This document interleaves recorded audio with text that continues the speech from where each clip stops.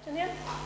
It's very nice to meeting all of you here, and especially I'd like to thank organizers to make me here and then give a chance to make this talk. So today I'm going to talk about emergent metric from T-type superconductor model.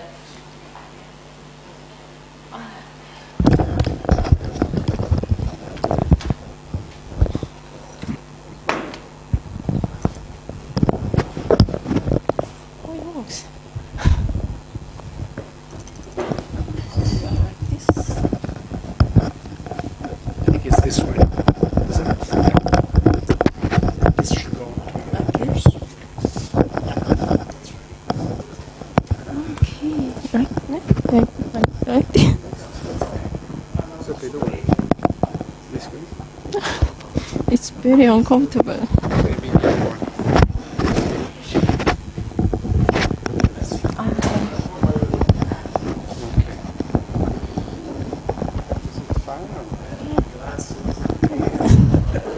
Like this? Okay. I speak. Okay.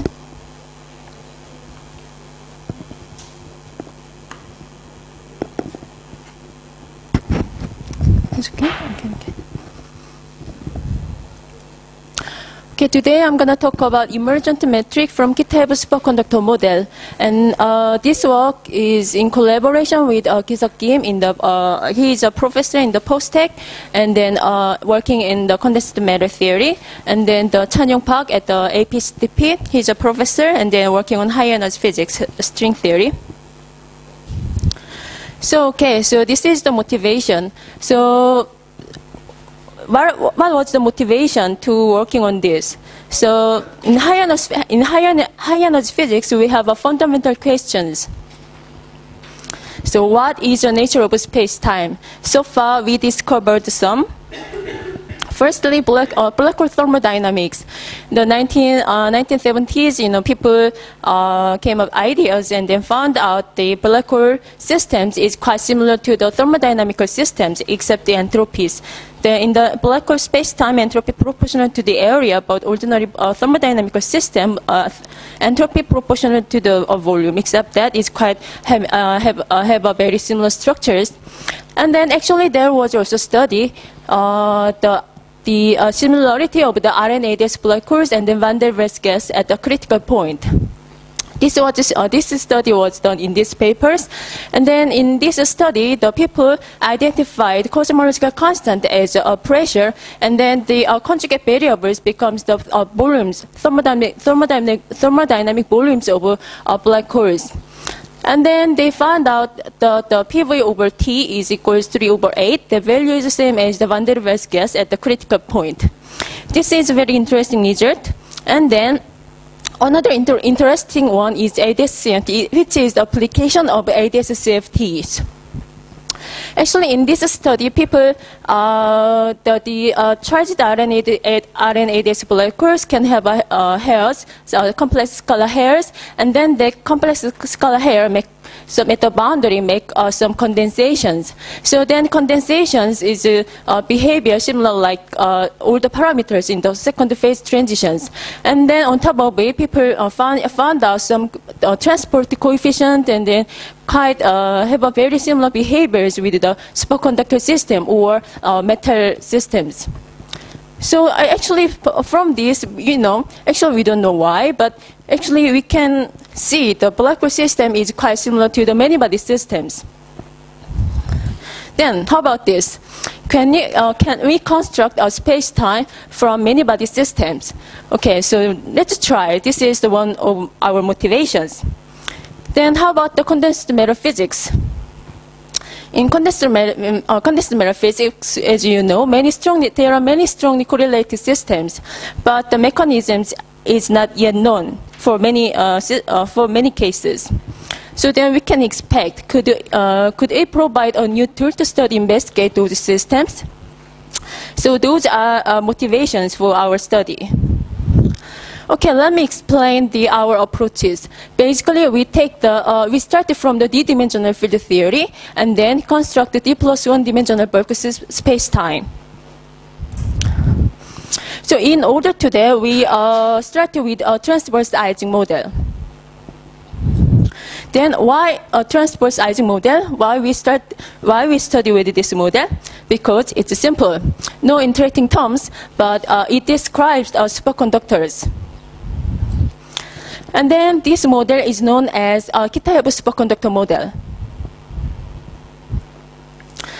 So basically what we did is this. Extract a metric structure from Kitaev superconductor model by performing the RG process, where the RG solution for a coupling parameter induces background spacetime to be curved. Okay, so this is the basic procedures. So I cannot say, this procedure is perfect, but we are working on it. So firstly, we map the transverse field Ising model to the Kitaev superconductor models, and then do real space renormalizations. And then by this process, we obtain RG equations for coupling parameters, and then we repeat this RG process several times. Then identify the number of repetition of RG transformations to the extra radial direction. And then plug RG solution for coupling parameter to the partition functions. Okay, so this is one steps. And then, the other hand, we write their equations in a curved spacetime in 2 dimensions. And then embed 2-dimensional spacetime to 3 dimensions. And then we compare these steps and then these steps. And then we extract the spacetime structures. Okay, let me briefly explain you the Kitaev superconductor models. So this is the transverse Ising models. This is the Hamiltonian, and then the sigma is the spinor. And then J is a ferromagnetic coupling constant, and the lambda is a transverse magnetic field. So actually this fact is very well known. This Hamiltonian has a G2 symmetry, and then shows a quantum phase transitions at 0 temperatures. So if lambda is smaller than lambda c, then this describes a ferromagnetic phase, and if lambda is bigger than lambda c, then it describes a paramagnetic phase. Actually, but this is not our interest. So actually in 2000, Kitaev published a very interesting papers.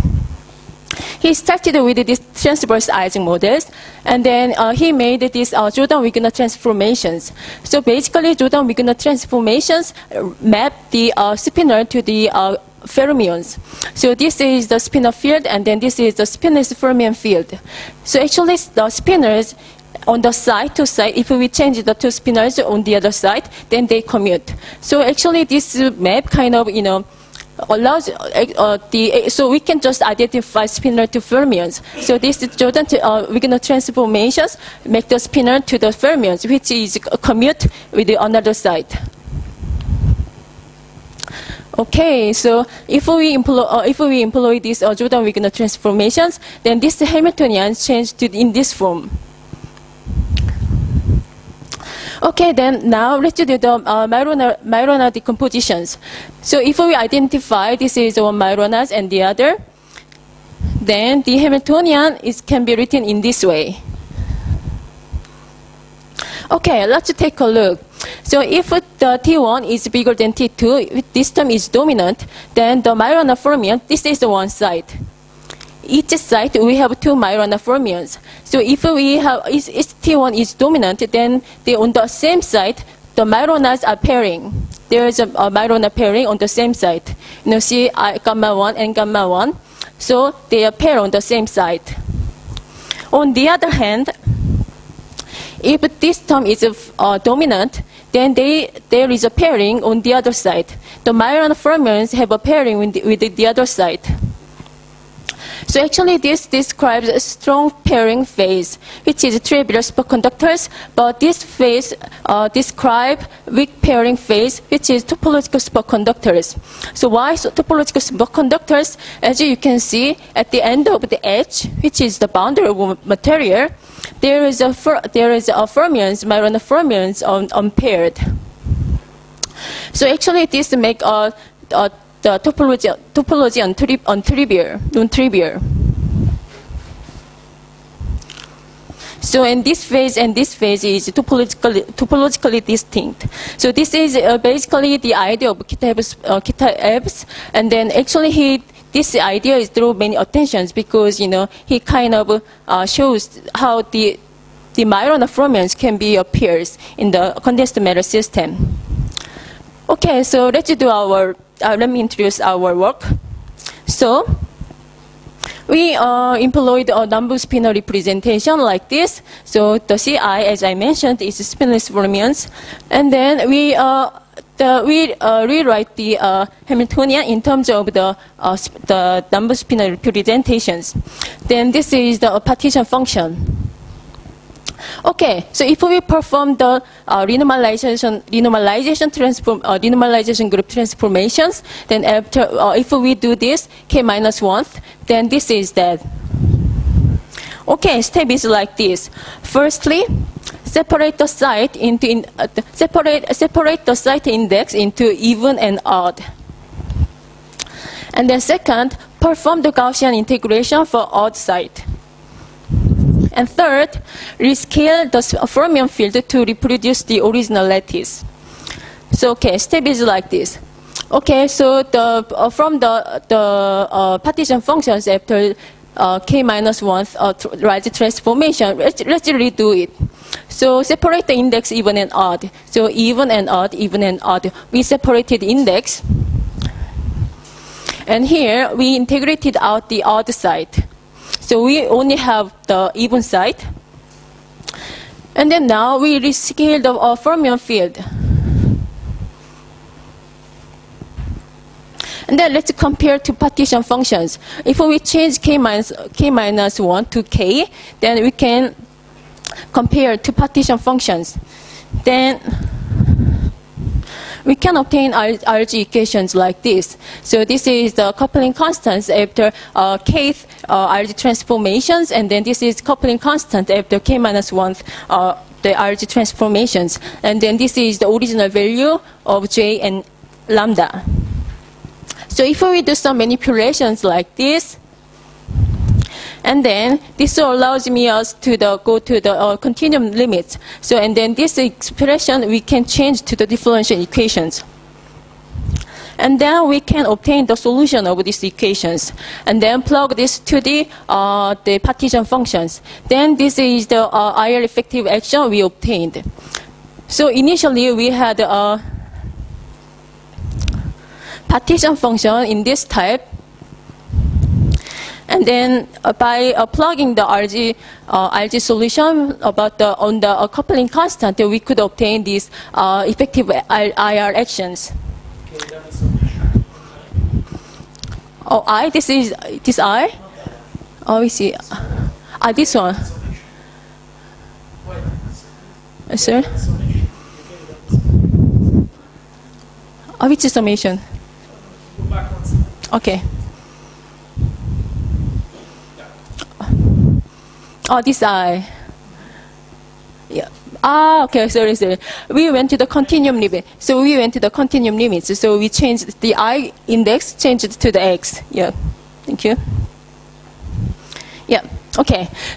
So this is the one step. And then let's think about so this is another story. Okay, let's write the Dirac equations in 2 dimensions. So and then in curved space-time. So we're gonna consider this type of the metric, curved space-time.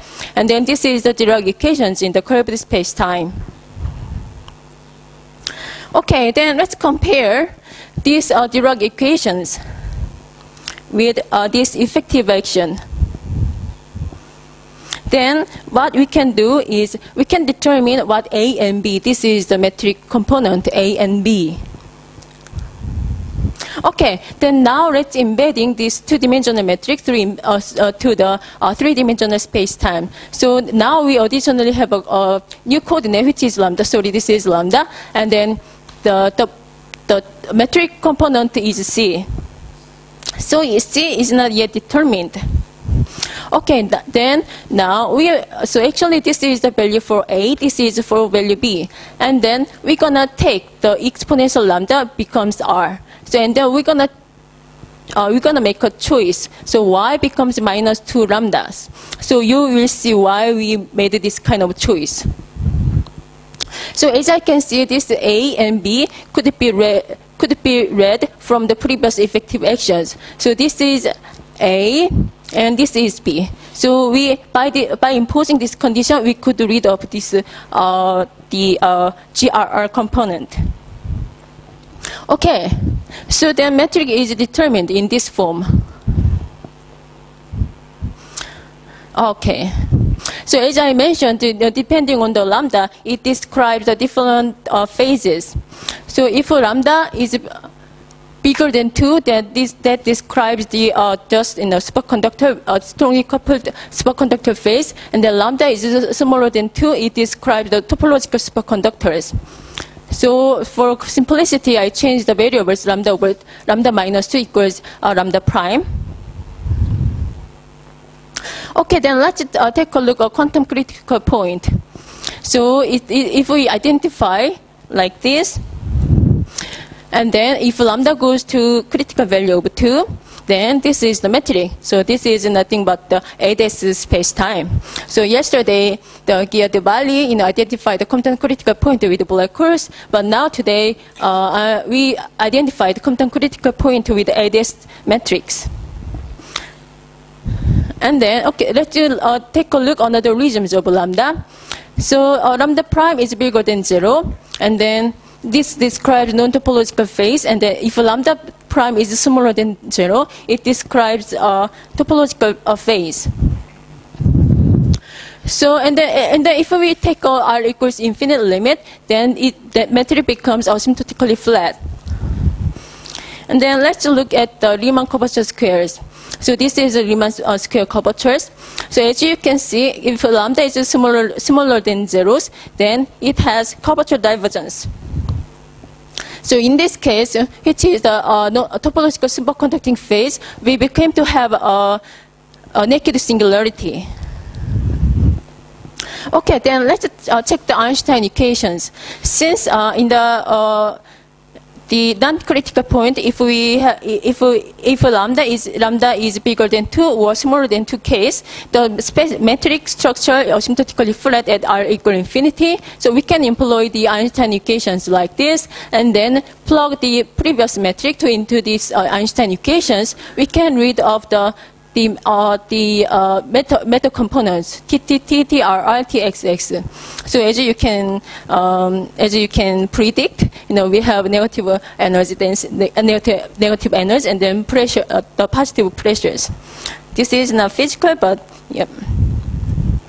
Okay. Summary. So we constructed an emergent space-time from Kitaev superconductor model. And then the emergent space-time description for Kitaev model could be on all the parameters for topological phase transitions we expect.